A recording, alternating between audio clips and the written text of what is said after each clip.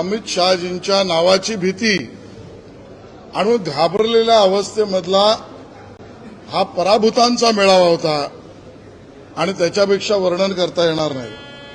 Bharatiya Janata party आपला स्तर पातळी सोडून कधी बोलत नाही। आमची ती प्रथा परंपरा संस्कृती नव्हे, महाराष्ट्राची सुद्धा ही प्रथा परंपरा नव्हे। पण ज्यांना त्याच भाषेत कळत असेल तर उद्धवजी कोणाला तरी अॅनाकोंडा म्हणत असतील तर उद्धवजी तुम्हाला का आयत्या बिळावरचा नागोबा म्हणायचं?